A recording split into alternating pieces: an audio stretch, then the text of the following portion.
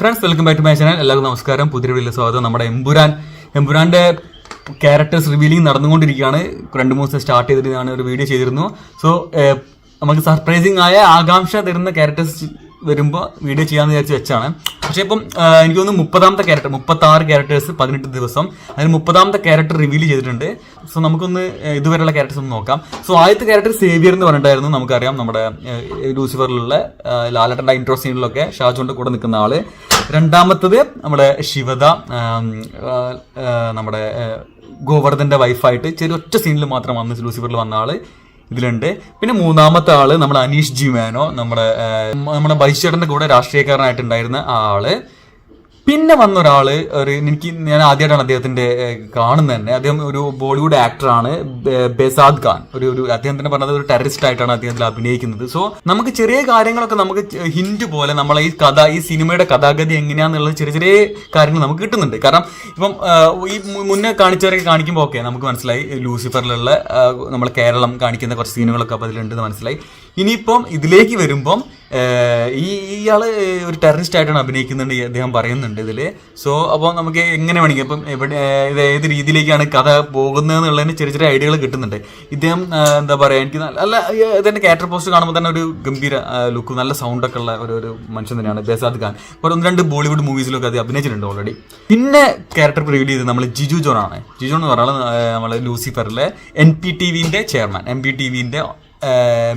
ചെയർമാനായിട്ട് അഭിനയിച്ച അദ്ദേഹം ഇതിലുമുണ്ട്. ഇത് മാത്രമല്ല, അദ്ദേഹം ഇതിന്റെ ലൈൻ പ്രൊഡ്യൂസറൊക്കെ വർക്ക് ചെയ്തിരുന്നത് അദ്ദേഹം ആ ഒരു വീഡിയോയിൽ പറയുന്നുണ്ട്. സോ അത് കഴിഞ്ഞിട്ട് എന്നതാണ് നമ്മൾ നൈലാഷന്റെ കുറച്ച് മുന്നുള്ള ഇന്റർവ്യൂസിലൊക്കെ അപ്പോൾ എനിക്ക് ഓർമ്മ എമ്പുരാന്റെ ഷൂട്ടിംഗ് ഒക്കെ നടന്നുകൊണ്ടിരിക്കുകയാണ്. ആ ടൈമിൽ കൊടുത്ത ഇന്റർവ്യൂവിൽ പോലും നൈലാഷ പറഞ്ഞ ഓർമ്മയുണ്ട്, ഇതുവരെ എന്നെ വിളിച്ചിട്ടില്ല, ഉണ്ടോന്ന് അറിയില്ല എന്നൊക്കെ പറഞ്ഞത് ഓർമ്മയുണ്ട്. എന്നാൽ എന്തായാലും നൈലാഷന്റെ ക്യാരക്ടറും, അതായത് നൈലാഷ, അരുന്ധതി സഞ്ജീവ്, നമുക്കറിയാം ചീഫ് എഡിറ്റർ അരുന്ധതി സഞ്ജീവ് ലൂസിഫറിലെ, ഇതിലുമുണ്ട്. ചെറിയ സീനും കാര്യങ്ങളും ഒക്കെ ആയിരിക്കും എന്തായാലും. അപ്പോൾ അവരുടെ ക്യാരക്ടറൊക്കെ ഈ സിനിമയിൽ വരുന്നുണ്ട്. സോ നമ്മളെ കേരള രാഷ്ട്രീയം കാര്യങ്ങളും മീഡിയ ഒക്കെ ഈ എമ്പുരാനിലും ഒരു ഭാഗം തന്നെയാണ്. ഇന്ന് രാവിലെ വന്ന പോസ്റ്ററാണ് എനിക്ക് ഭയങ്കര ഇഷ്ടമാണ് തോന്നിയത്. കാരണം മണിക്കുട്ടൻ 30ാമത്തെ ക്യാരക്ടർ റിവീൽ ചെയ്ത് മണിക്കുട്ടനാണ്. മണിക്കുട്ടൻ എനിക്ക് ഇഷ്ടപ്പെട്ട ഒരു ആക്ടറാണ്, നല്ല ആക്ടറുമാണ്, നല്ലൊരു മനുഷ്യനുമാണ്.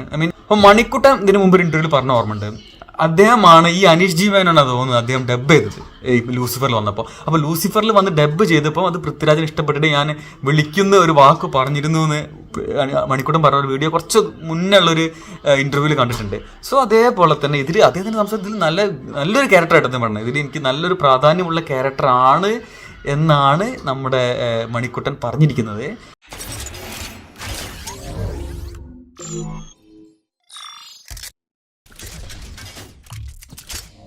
ഹായ് ഫ്രണ്ട്സ്, നമസ്കാരം. ഞാൻ നിങ്ങളുടെ സ്വന്തം മണിക്കുട്ടൻ.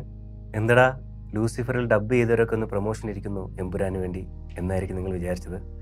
എന്നാൽ ലൂസിഫറിൽ എൻ്റെ ശരീരം വോയിസ് ആയിരുന്നെങ്കിൽ എമ്പുരാനിൽ എൻ്റെ ശരീരം, എൻ്റെ പ്രസൻസ്, ഒരു ശക്തമായ കഥാപാത്രം എമ്പുരാനിൽ ഞാനും ചെയ്യുന്നുണ്ട്.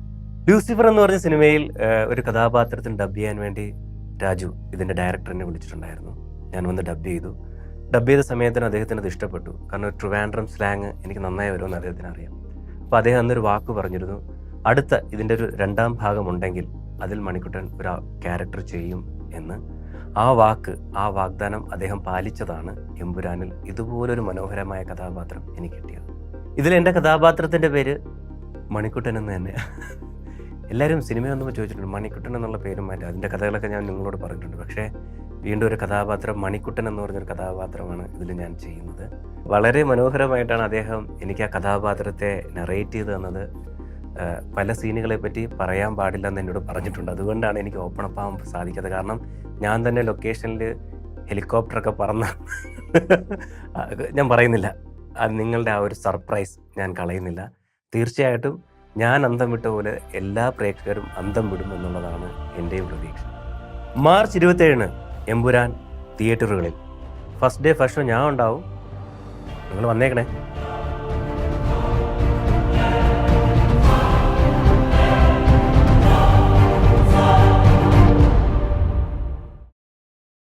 പിന്നെ ഇവരൊക്കെ ഈ പോസ്റ്റർ റിവീൽ ചെയ്യുമ്പോൾ ജസ്റ്റ് ആ സിനിമയത്തെ ഒരു സീനിലുള്ള ഒരു ഫോട്ടോ വെച്ചിട്ടാണ് വിടുന്നത്. അത് മാത്രമേ നമുക്കിപ്പോൾ നിന്ന് മനസ്സിലാവുന്നുള്ളൂ.